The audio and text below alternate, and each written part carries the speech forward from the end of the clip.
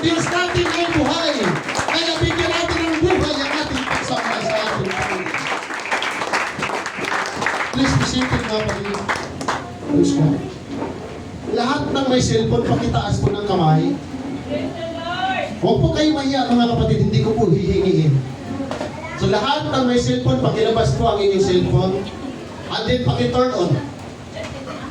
Sabagay, di naman yata yan nakapatay, naka-on naman. Naka-turn on ng mga kapatid. Labas niyo po cellphone ninyo, mahalaga po kasi ito. Kasi baguhan man or datihan na, mahalaga po ito mga kapatid.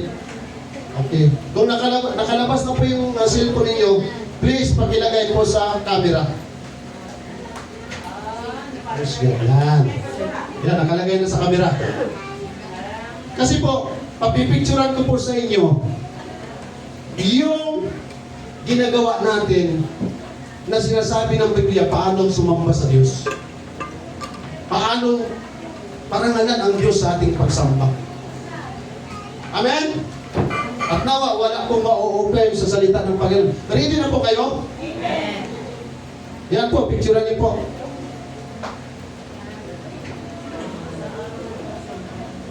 Bakit naghahang?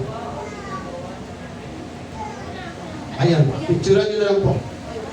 Yan po ay parte ng pagsamba sa Diyos. Kailangan pagpasok natin sa church, alamin natin kung sino yung nasa church. Hindi lamang ang kapatiran, kundi ang Diyos mismo. Kaya pagpasok natin sa lugar nito, dapat mayroon tayong paggalang at pagpipitagan. Pangalawa, pananalangin. Huwag po kayong umuwi mga kapatid na hindi nag-prayer. Amen? Requirement sa lahat ng sumasamba at mananamba, dapat nananalangin sa loob ng iglesia. Pangatlo, pagpupuri. Pag baguhan tayo, pag first time na tayo, katulad ng ating mga first time na nakikita ng mga kapatid, hindi natin yan sila makikitaan ng pagpupuri na katulad sa atin. Pero nire-require ng Bible na dapat ang tao isasamba, magpuri sa Diyos. Amen? Andyan po yung mga talata. Lahat ng may hininga. Kaya po, pag hindi natin nabasa ang buong Bible, kulang ang pagsamba natin sa Diyos kasi hindi natin alam. Tama po ba? Pag nabasa natin ang entire Bible, mababasa natin ang mga halaman ng pupuri sa Diyos, ang mga dagat ng pupuri sa Diyos, ang mga bundok ng pupuri sa Diyos. Tayong mga tao, hindi bundok, hindi tayo hayop, hindi tayo dagat. Napakapalad natin, nakakapasyal tayo ng mall, pero kulang ang ating pagpupuri sa ating dakilang Diyos. Amen? Pag-awit. Kaya tayo nag-aawitan. At wag lamang tayo umawit, basta umawit mga kapatid. Hindi lamang mga musicians, mga songwriters, mga backuper na umaawit ng buong puso. Dapat yung ating pag-awit buong puso talaga. Amen. Kasi pag hindi natin ginagawa yun, laging kulang ang ating pagsamba sa Diyos. Sabi nung kanta kanila, kung meron lamang ako 1,000 buhay, mabuti na lang hindi 1,000 ang buhay natin. Dahil kung 1,000 wala tayong lahat sa church. Isa nga lang ang buhay natin, hirap tayong ibigay sa Panginoon, 1,000 pa kaya. Amen. Di ba mga kapatid? Pero kahit isa lang yung buhay natin, pag ginagalang natin ang ating Panginoon, hindi tayo magdadalawang isip, hindi tayo mag-aalinlangan, nasasampahin natin ang Diyos na mayroong pangalan. Hallelujah! Nakasulat sa Bible. And then, palakpak. Gusto ko makita lahat pumapalakpak. Sige daw. Praise Jesus! Hallelujah! Pwede naman pala pumalakpak lahat eh. Nagkasal pala natin. Kaya naman pala mga kapatid eh. Ano? Trabaho na natin yan bilang mananampalataya. Amen. Ano ba pumalakpak ng pamatay lamok? Huwag natin ihintulad sa labok ang Diyos nating pinaglilingkuran. Dakila siya sa lahat ng bagay. Amen. Diba, darating na naman yung suna. Paghari, maglakad, pagdating ng suna, naglalakad pa lang yung presidente, naglalakad pa lang yung hari sa pudyum, nagtatayuan yung mga tao, nagsisigawan, grabe ang kanilang palakpak. Yung Diyos nating pinaglilingkuran, dakila siya kaysa presidente, dakila siya kaysa mga hari. Okay? Andun yung pagsayaw. O pag hindi natin alam yan, hindi tayo sasayaw. Pero pag alam na natin yan mga kapatid, sasayaw tayo. Alam niyo po ba sabi ng Bible? Si Haring David, buong lakas, si Samuel. Entire chapter, basahin niyo po. Pag si Haring Samuel, si Haring David, pag nagpuri sa ating Panginoon, buong lakas. Ano bang ibig sabihin ng buong lakas? Without reservation. Mga kapatid, sayo tayo sa Panginoon. Ang langit ang langit na nadadarama tapos malungkot. Ano bang langit ang langit. Dapat masigla mga kapatid. Amen? Amen. Lagi ko pong sinasabi sa inyo, kahit hindi ako nagtalon-talon dyan, nag-ikot-ikot lang ako, akala nyo may ginagawa, tinitingnan ko kayo. Ano ba talaga yung pagpupuri na binibigay natin sa Panginoon? Yung paglagi talaga, di ba masaya ka? Tumatalong ka sa presensya ng ating pong Panginoon. Amen. Ang sabi ng San Giston, wala pa tayo sa ilalim ng lupa. Amen. Hallelujah. Parating palapakan ang ating dakilang.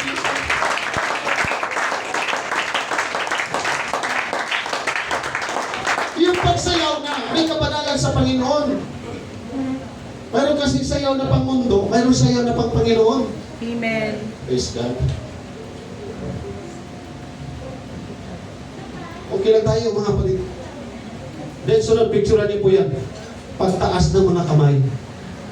Di ba sabi ko po kanina, habang umaawit tayo, to God be the glory. Itaas ang ating mga kamay. Sus, naiyak na nagtaas ng kamay. Yung pagtaas ng ating mga kamay, paggalang yan sa ating dakilang Diyos. Amen. Hallelujah. Amen. Biblical po yan. Yung pagluhod. Kaya napakaganda po mga kapatid, kung dumating tayo ng maaga, kung wala pang devotion, lumuhod muna tayo sa Panginoon. Kung hindi man tayo nakaabot sa devotion, lumuhod muna tayo sa Panginoon. Napakasarap po magpuri na mayroon na tayong prayer sa ating po Panginoon. Amen. Okay? And then, sabi ng James chapter 1 verse 22, pakikinig at pagsunod sa salita ng Diyos. Dahil kung sabi ni Santiago, kung tayo nakikinig at hindi natin ginagawa, dinadaya lamang natin ang ating mga sarili. Hindi yung pagbibigay natin. Kaya mayroon tayong kahit sa offering. Biblical po yan. At pagtuturo ng sa salita ng Panginoon. And then, pagkakaisa at pagkikisama sa mga mananampalataya. Amen? Tuntua ako sa mga nanay. Halos lahat ng nanay, atin sa gawain. Praise God, nag-i-enjoy ako. Oh, number 3, number 4. Praise God. At alam niyo po ba, doon sa Bible study namin ni Pastor Jim, may nagsabi, alam mo, Pastor, dati pa akong Christian eh. Pero ngayon, tagal ko na hindi nagsasampa. Ano pong dahilan? Kasi, pag sinabing kapatiran, kapatiran. May kapatiran na, pag-araw ng linggo, pagdating sa labas, di na namamansin. Mga kapatid, magpauna na po ako, baka may natisod po sa amin dito, hindi namin nakamayan ni Pastora dyan, hindi namin nabati. Mahalaga pa ngayon. Amen? Maganda pala na hindi lang pala visitors yung ating kinakamayan. Kundi tayo palang lahat, mga kapatid. Huwag tayong umuwi na hindi nakamayan lahat. Huwag tayong umuwi na hindi nakumusta lahat. Kailangan pala yun. Amen. Tapos samahan naman natin ang ngiti. Hindi yung, kumusta? Hindi, huwag mga kapatid. Amen? Yung kinukumusta mo siya, na namimiss mo siya, na ginagalang mo siya, na masaya ka na nagkita pa tayo sa presensya ng Panginoon. Ang hirap makita mga kapatid pag nasa loob tayo ng ospital. Amen. Kaya ngayon, as long na nandito tayo sa lugar na ito mga kapatid, ipakita natin yung pagiging totoong Kristiyano. Ipakita natin yung totoong tao. Amen? Amen. Praise God. And then, paglilingkod sa Diyos at sa kapwa. Bakit?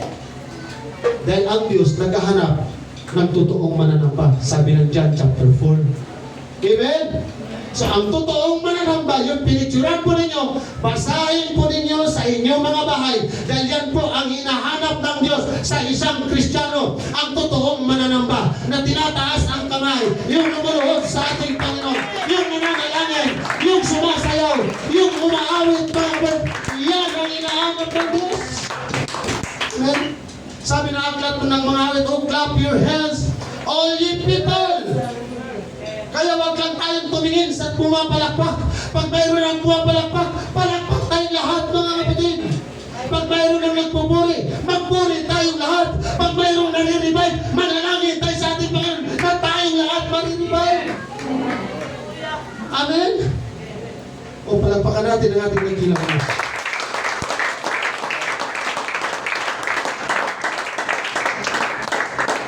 Honor.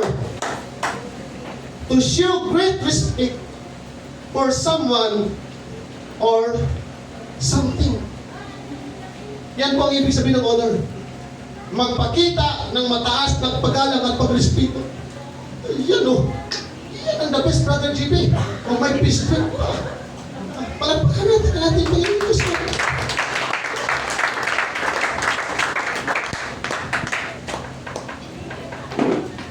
Pag mga visitors, VIP yan mga kapatid. Amen.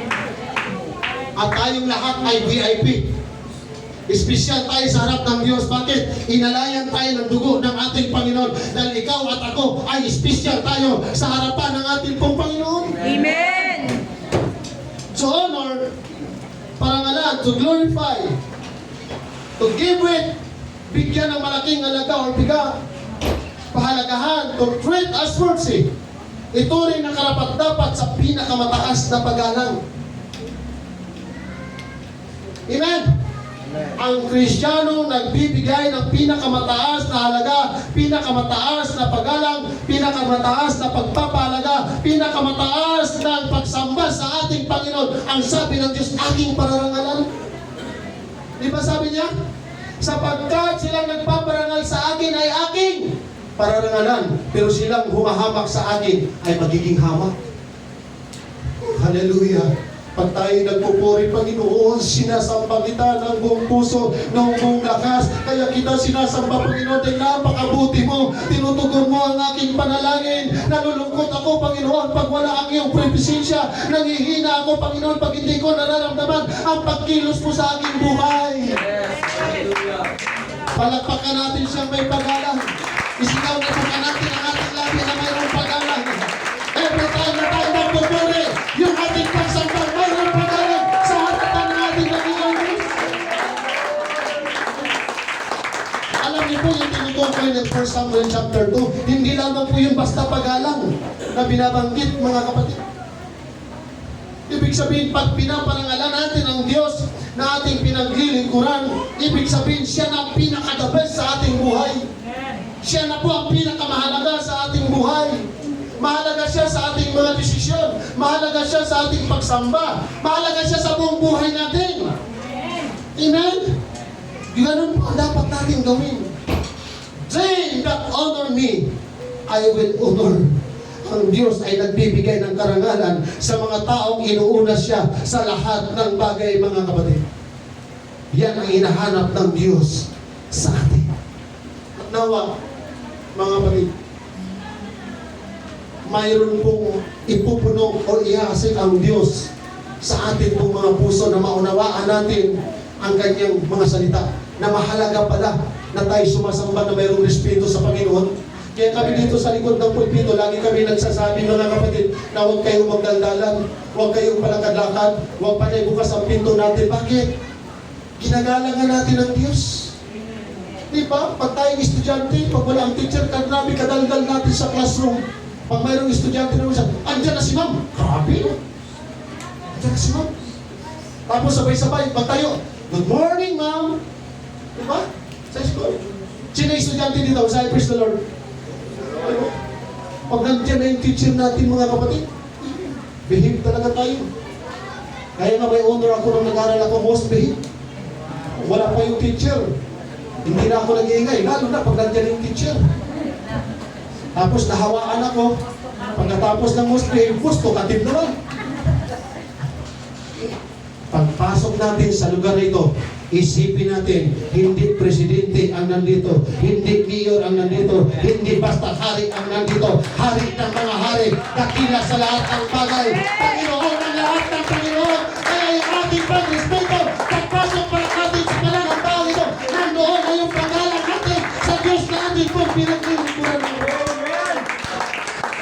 I-respeto natin siya ng pinakamataas na pag-respeto. Dahil hindi tayo naglilingkod sa tao, mga kapatid. Amen. Diyos ang atin pong pinaglilingkuran. At nawa, magkaroon tayo ng mas malalim na paggalang sa kaayusan ng Diyos. sa paglilingkod natin. Dahil sabi ng Bible, ang Diyos ay kaayusan. Kaya dapat tayong lahat nakaharap sa Kanya. Maayos din tayong lahat, mga kapatid. Amen? Amen. Wala tayong nakikita sa Bible na ang Diyos naghahanap ng perpektong simbahan.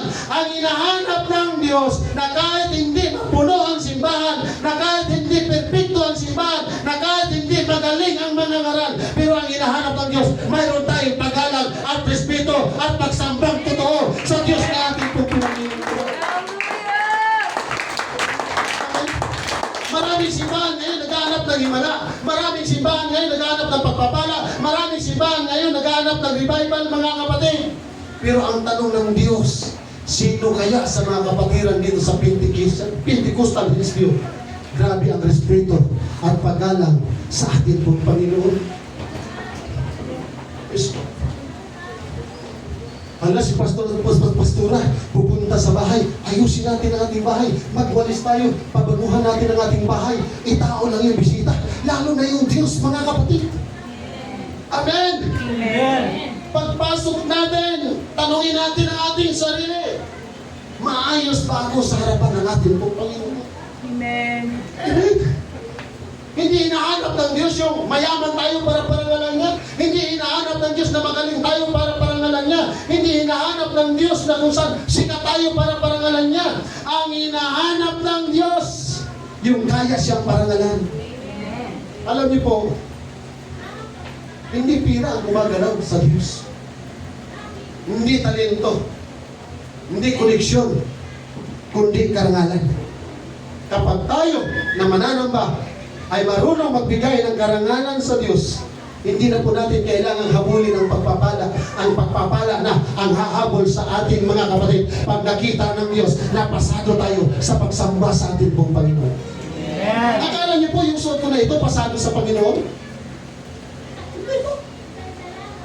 Magaling lang ako, maukay lang yung suot ko, magaling ang forma. Tamad naman ako pumalakpak. Tamad naman ako mag-praise the Lord. Tamad naman ako manalangin. Tamad naman akong, kung lahat na nakalista kanina, kung tamad tayo noon, kahit palutin pa tayo ng ginto, hindi nalulugod ang Diyos. Pero pag nakita ng ating Panginoon na yung ating mga puso, wala tayong itinataas sa ating mga buhay, kundi siya, hindi ka na mahihirapan sa pagpapala, dahil yung pagpapala ang sangahabol sa ating totoong mananambang. Palapakan natin siya. Yung palakpak na napakaganda sa pagdinig ng ating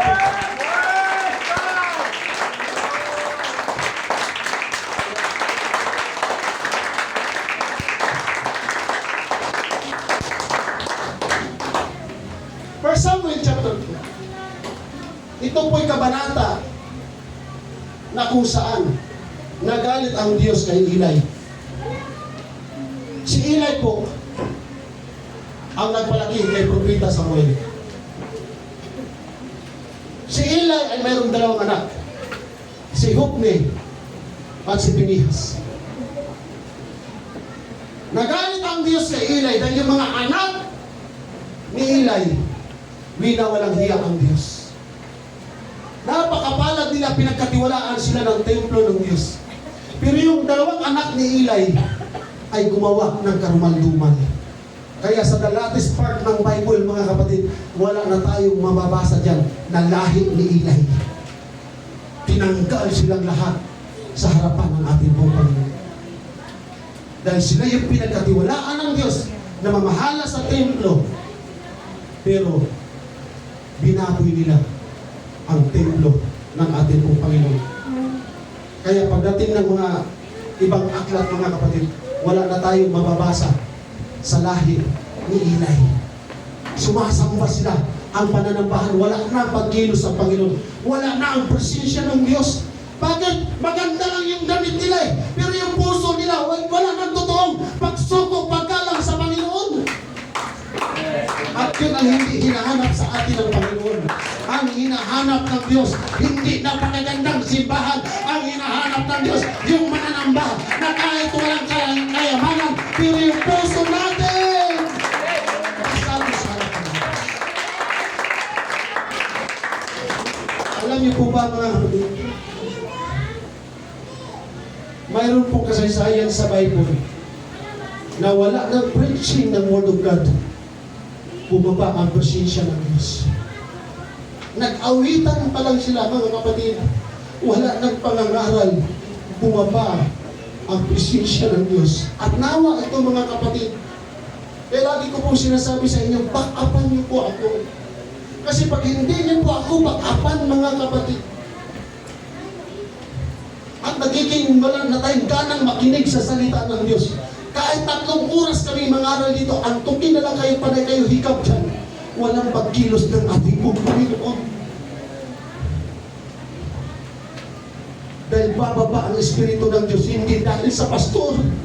Bababa siya kung ikaw, ako, tayo, na habang nagpipray si Pastor Lord, hindi si Pastor ang kailangan namin, hindi ang presensya ni Pastor ang kailangan, yung presensya mo, Panginoon, ang bumaba sa amin talaga. That is the right attitude in the presence of God. Yung umaaway tayo na buong puso, na sumasamba tayo, na kahit tumutulo ang ating luha, na kahit mayroon tayong nararamdaman, pero dahil dinadanan natin ang Diyos, itinataas natin siya sa ating puso. Ito po, mga kapatid, yung talata na sinasabi ko sa inyo. Sa kasaysayan ni Haring Solomon, ang sabi ng Bible, it came even to pass as the trumpeters and singers were as one. Kaya lagi natin sinasabi na yung ating mga singers, yung ating mga nasa music instruments ay mag-prayer and fasting. Maging ako man ay mag-prayer and fasting. Maging ang congregation ay mag-prayer and fasting. Bakit? Yan po, mabigat yung talata na yan, mga kapatid. The trumpeters and singers were as one, to make one sound to be heard in praising and thanking the Lord. And when they lifted up their voice with the trumpets and cymbals and instruments of music, and praise the Lord, saying, for He is good. Ito yung sinasabi ng mga tao nang sumamba sila sa Panginoon. Sabi nila, for He is good, for His mercy endureth forever. That then the house was filled with a cloud, even the house of the Lord. Habang umaawit sila, na sila ay nagpupuri sa Panginoon, na habang sila ay sumisigaw, hallelujah, praise the Lord. Yes, God. For He is good, His mercy endureth forever.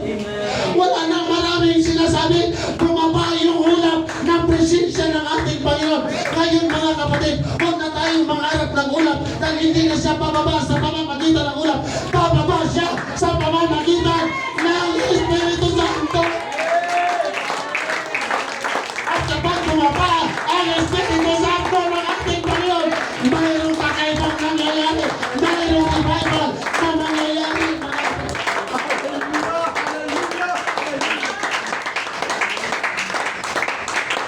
Tayo minsan nag-prayer na. Tayo minsan nag-fasting na.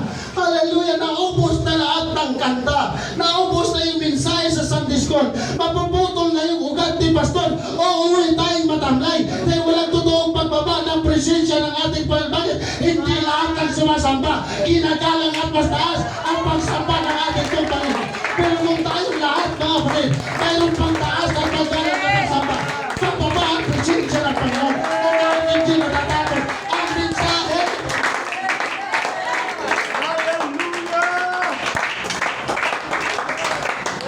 So the priest could not stand to minister.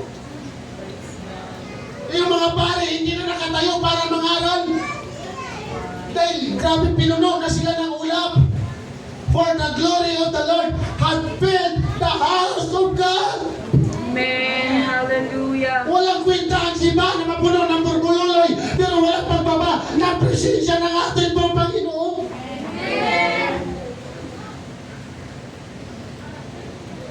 Walang kwenta ang pananambahan, engineer, ang susuot natin kaganda pag walang pagbaba ng presensya ng ating pong Panginoon. Praise God. At hindi bababa ang presensya ng Diyos kung maaasa lang tayo sa pastor. Bababa ang presensya ng Diyos kung you and me ay mapupuri sa ating kanilang Diyos. Yan ang hinahanap ng Diyos. Yung sumisigaw, yung nagpupuri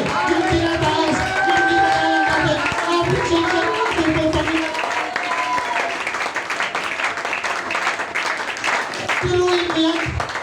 Hindi pa tapos ang awit. Hindi pa tapos ang awit. Bumaba ang presensya ng Diyos. Minsan dito, tagaktak na yung drummer. Pangklas na yung daliri ng bass.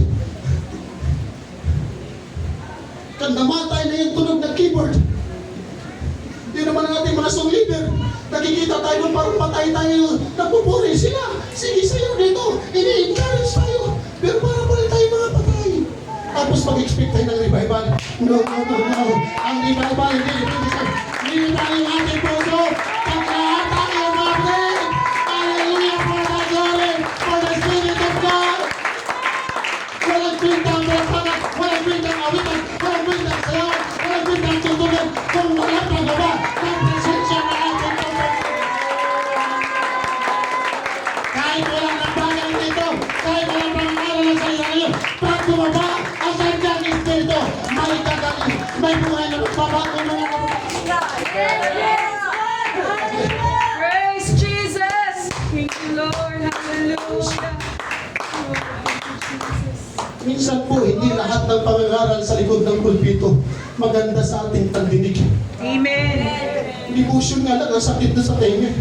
Dagdagan pa sa Sunday school. Kumbaga sa devotion, pinalo na tayo. Pagdating ng Sunday school, pinulbog pa tayo. Kaya hirap na tayo pumalat. Amen. Parang hirap na tayo magpugin. Pero di ba mga kapatid, napakaganda awitan ba lang, tumutulong na yung ibang natin, yung bigat na puso mo nawawala, yung problema natin nawawala, dahil iba na ang pumupuno sa ating puso, ang Espiritu na ng ating Panginoon. Napakasarap sinigang ng puso.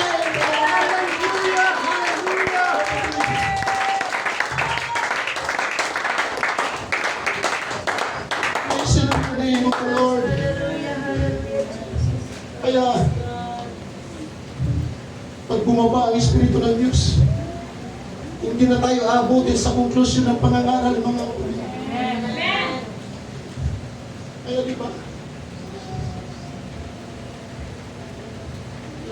Mayroon tayong mga kapatiran, mga pananambahan. Yung mga sumasamba ayaw umupo sa upuan. Wala pa namang sinasabi yung pastor sa likod ng pulpito. Di po ba? Mayroon tayong mga kapatiran sa park. Hindi naman siguro dahil general superintendent yung nagpapastor doon, kaya nagtayuan sila lahat. Yung Diyos nila doon, Diyos natin dito. Amen. Yung inaawit nila doon, inaawit din natin dito. Amen. Yung pinapakinggan nila doon, pinapakinggan din natin dito. Pero bakit every Sunday may revival sila? Kasi hindi sila nakadepende sa tumutugtog at nangangaral. Nakadepende sila sa pagkilos ng Diyos. Dahil walang sumasamba doon na hindi nanalangin Lord. Hindi. Mga kapatid, napakasarap na yung ating panalangin sa Panginoon. Lord, hindi ako uuwi without your Holy Spirit. Hindi ako uuwi na may sakit. Hindi ako uuwi na malugkot. Hindi ako uuwi na matamlay. Uuwi ako, Panginoon, na yung ating puso. Pinurong na yung Espiritu na manalangin sa pagpapala.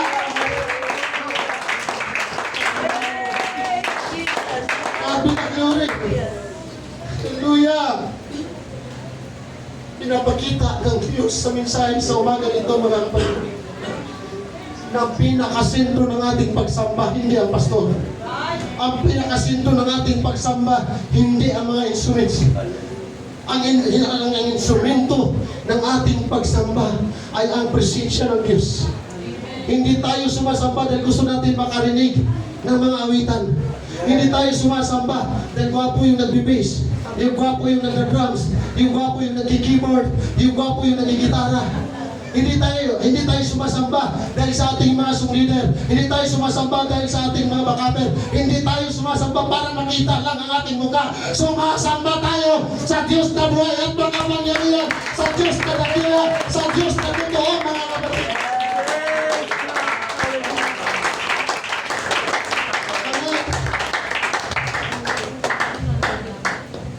Okay lang ba tayong lahat, mga kapatid? Amen.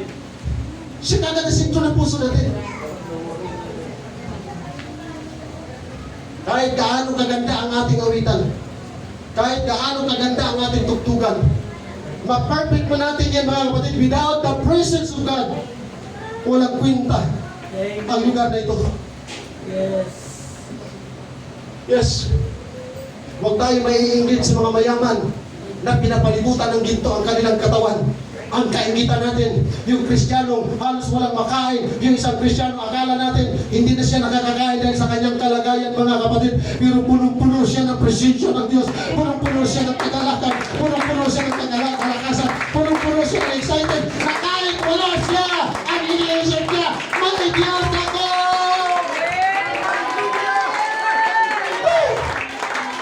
Palagpagan natin ang mga kasal na ito.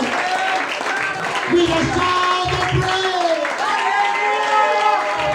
Sa abundance of the heart, the mouth is speaking.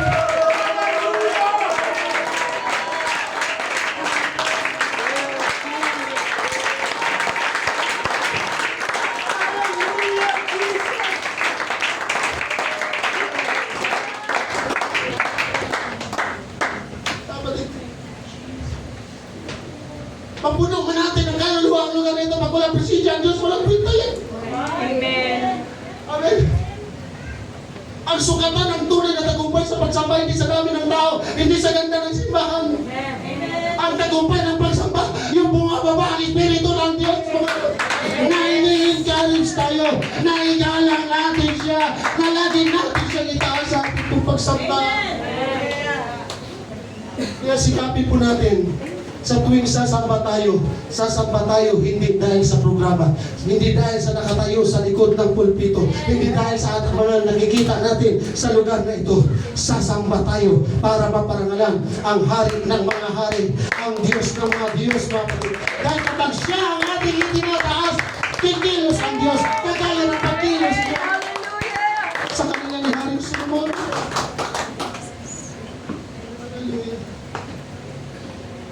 Kasi po kung nakuha natin yung puso ng ating Panginoon like King David,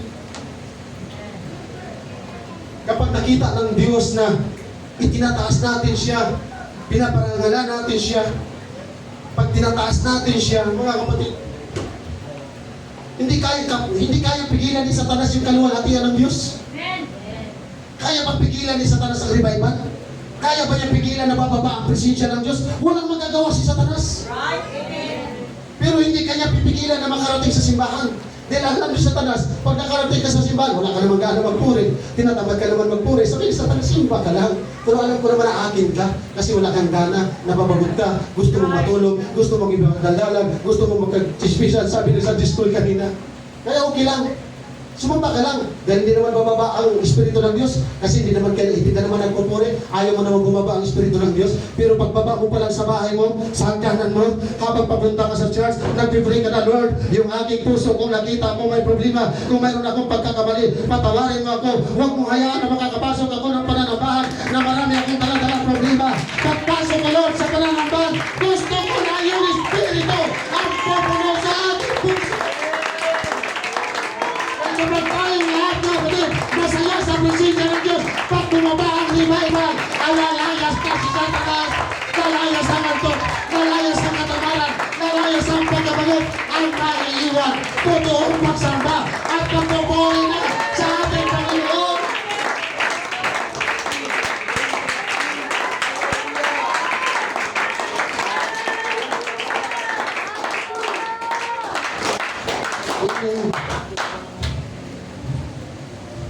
Napakasarap po na sa ating kalagitnaan bababa ang presensya ng Diyos. Sabi ng Bible, mga kapatid, 2 o 3 lang. Basta totoo yung puso na pinaparangalan natin ang Panginoon, kikilos ng Diyos. Kaya pag mayroon ka nakikita sa katabi mo, sa harap mo, sa likod mo, sa tagiliran mo, na pakiramdam mo, nawawala ng gana magpuri dahil may problema, habang nakikinig tayo ng salita ng Diyos, sabihin mo, Lord, nananalangin ako, hindi para sa aking sarili, para sa kapatiran, sa katabi ko. Hindi ko alam kung anong kanyang problema, hindi ko alam ang kanyang pinagdadaanan. Marahil itisod siya kay pastor, pero I pray, Panginoon, na hindi siya uuwi, na bulo siya ng problema, atisod, na uuwi siya, na mayroong kagalakan, na uuwi siya, Panginoon, na may kagalakan ng pagbabayad ng kaya. Amen. Hindi ba tayo gagaling sa physical, pero gagaling naman yung ating spiritual. Lumalakas naman yung ating kaluluwa, mga kapatid. Kasi pag ang tao na excited sumamba sa Diyos, excited din ang Panginoon na ibababa at inilot siya sa ating posisyon. Amen. Maraming mga Kristiyano na marunong makinig. Ngunit maraming Kristiyano na kakaunti lang ang pagsunod ng paghalang sa Diyos. Maraming mga tao, mga kapatid na may alam sa Biblia. Pero kaunti lang yung mga puso natin. Puso natin, kunti lang ang laman tungkol sa salita ng Diyos. Wala rin kwenta na umabot ng 10,000 yung ating memory verse. Pero hindi naman na-i-apply sa buhay natin yung memory verse natin. Amen. Yung mga memory verse natin, mga kapatid, hindi lang yan basta memory verse. Kailangan natin i-apply ito bilang mananampalataya. Amen? Kaya doon sa Santiago kanina, yung Book of James, dapat hindi naman yan sa atin eh. Yung Book of James, para yan sa mga mananampalataya doon na nagkalat sa bayan ni Israel. Pero pinaalalahanan sila sa sulat ng Apostol Santiago na huwag kayong tagapakinig lamang, kundi tagasunod ng mga salita. Dahil dinadaya lamang natin ang ating mga sarili, mga kapatid. Nililin lang natin ang ating sarili sa pagsunod sa Diyos, pero wala tayong nauunawaan tungkol sa pagsamba at pag-alon sa Diyos. Diyos lang. Sabi mo sa katabi, ang ganda ng tenga mo. Sana hindi nakalabas sa kabila ang salita ng Diyos. Amen. Lahat nawa yung ating napakinggan, mga kapatid, hindi lumabas sa kabila, diretso sa ating puso. Kaya pagkakita na sa ating puso, ay lalabas sa ating mga labi. Praise the Lord! Pagkakita ng Diyos! Hallelujah! Kasi hindi na problema ang laman ng ating puso. Yung Espiritu na lang Diyos. Woo! Palagpakan natin ang ating Panginoon. Kaya pag ang Diyos ang nagsalita sa ating kalagitnaan, tapos ang debate. Pag ang Diyos ang nagsabi, sundin natin, mga kapatid. Amen? Wala naman kasing kwenta yung nakikinig tayo. Minsan nagsusulat pa tayo, nagtitake note pa tayo. Hindi sapat yung amen. Hindi sapat yan. Ang tanong, paano pag-uwi natin sa bahay? Baka dito, grabe ang praise the Lord. Hallelujah. Grabe yung palakpak. Pagdating sa bahay, Brother Gilbert, hindi pa nakapasok, lumipad na yung kaldero, Sister Sheila. Nag-away naman noon. Ang ganda, wow, tuwa ako. Sabi ko kay Pastor, tingnan mo mga nanay, sino kayo manalo sa kanila dyan? Oo, sabi ko, bubuto ako. Pero bubuto ako yung walang teleport. Ang saya ko niya, naglanis man. Pero to God be the glory, maayos pa rin siya. Iba kasi ang katawag, iba ang magkakapatid na pinaghahatian tayo ng kamangyarihan ng Diyos. Pinapasok talaga tayo ng away para magkagalit tayo, para mag-away tayo. Pero pag pinapasok natin ang ating Panginoon, yung galit na mawala, mga kapatid. Ay, palapakan natin ang ating Panginoon.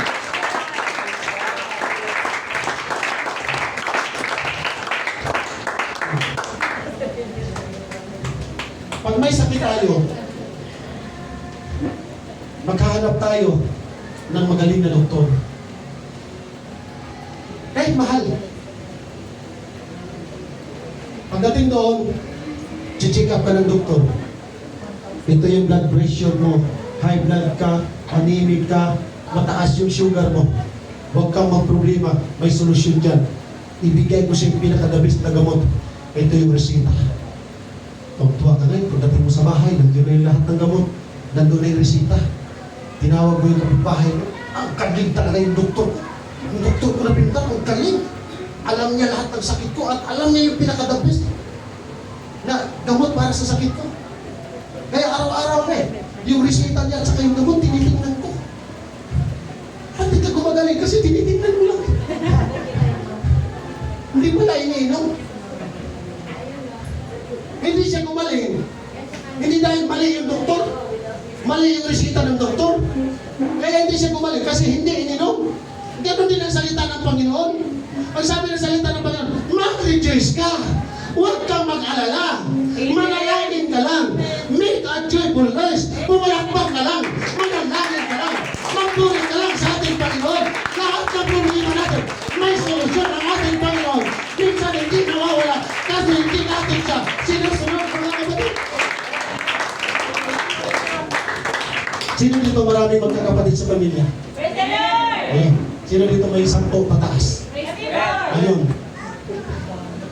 Pag marami tayong magkakapatid, hindi lahat ng magkakapatid parehas ang ugali. Amen! May tahimik, may hindi tahimik, Amen! mayroon yung malayo pa lang, nakangiti na. Hindi naman parang magbibigay ng 1,000, pero marami siya problema, nakangiti lang. Diba? Wala magkakapatid na parehas. Amen! Magkakaiba na ugali yan, minsan nag-aaway pa yan eh. Pero subukan mong kalabanin ang magkapatid. Kahit may problema yan, yari ka. God, sticker ng motor, tama ko ba mga kapatid?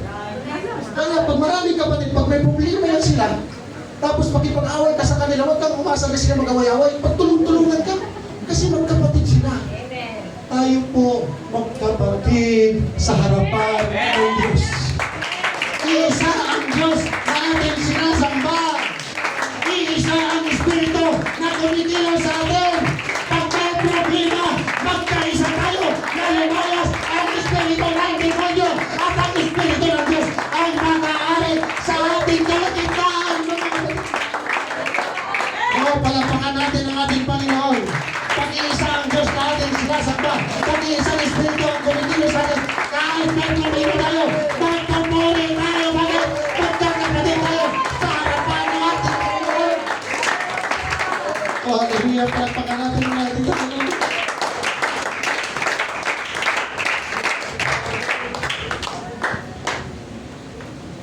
Sabi mo sa iyong katabi, gusto mo bang maranasan ang pagpapala ng Diyos? Magpatawad ka. Patawarin mo si pastor. Patawarin mo si pastora. Patawarin mo si brother. Patawarin mo si sister. Amen? Sabihin mo sa kanya, gusto mo ng pagpapala ng Diyos? Sabihin mo, kamaya. Manalangin ka. Manalangin tayo, mamuhay tayong may kabanalan, i-share natin ang salita ng ating pong Panginoon at sundin natin ang salita ng Diyos. Pag yun ang kanyang nakita, mga kapatid, hindi maganda hobo, sumusik natin, kaawit, kagsisigaw, kikilos ang Espiritu ng Diyos para ikaw at ako ay initain ng ating pong Panginoon. Kagaya ng pagsangka nila na Ari Solomon, nung bumaba ang presensya ng Diyos, wala nang panangaral, puro praise the Lord na. Puro hallelujah ka! Nakataas na yung mga kamay! Nakatayo na sila! Kasama yung mga breath! Hinayaan na nila ang pagkilos ng Espiritu ng ating Panginoon. Amen. Sino dito ang nagbabatali na kumilos ang Espiritu ng Diyos? Ito kanina pa sa kumilos. Yung gusto mong i-devote ka, sino? Ngayon pa lang tumayo ka na at palayin mo ang ating Panginoon. Ipagsinama mo ang kapulian ng Diyos. Huwag ka natin patalayin pa ang pangalan natin. Kami na pagkawikilos ang ating Panginoon. Sige, habang nag-aayos